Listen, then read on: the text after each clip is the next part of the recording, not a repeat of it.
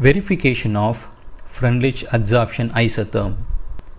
The aim of this experiment is to verify Freundlich adsorption isotherm for the adsorption of oxalic acid on charcoal and to determine the concentration of the given oxalic acid solution using the Freundlich adsorption isotherm.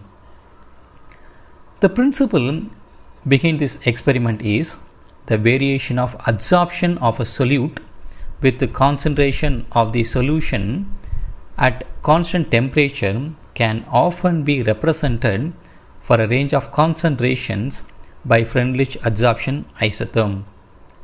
The procedure of this experiment, in order to carry out this experiment, you have to prepare a stock solution of 1 normal oxalic acid in a 100 ml standard measuring flask. From this solution, prepare 0.1 normal, 0.09 normal up to 0.01 normal solution in 100 ml SMF.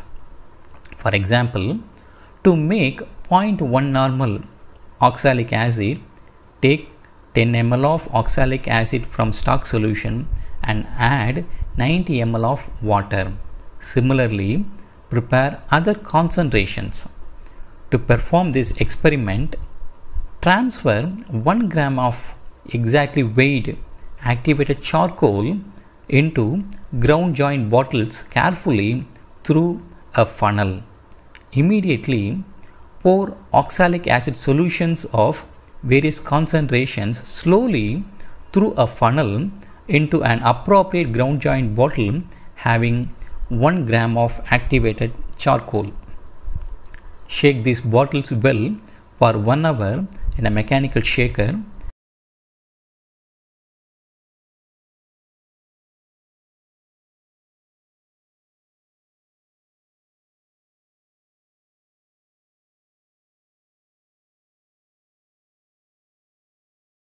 After shaking for 1 hour, allow 10 minutes for settling. Subsequently, filter the solutions using Whatman 40 filter paper. Correct the filtrate in a separate conical flask. Then titrate 10 ml of filtrate against 0.1 normal sodium hydroxide using phenolphthalein as indicator. The endpoint is appearance of pale permanent pink color. Repeat the same procedure for the given oxalic acid solutions. Then plot a graph between log x by m and log C equilibrium. It means equilibrium concentration of adsorbate. A straight line will be obtained. You can get the Freundlich adsorption parameters from the intercept and the slope of the plot. And this is the model graph. From this model graph, you can find the Freundlich parameters as well as concentration of the given oxalic acid.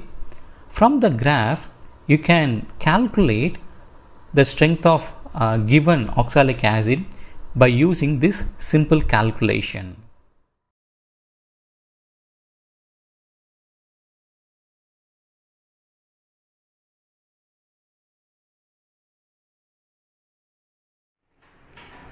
Thank you and God bless you.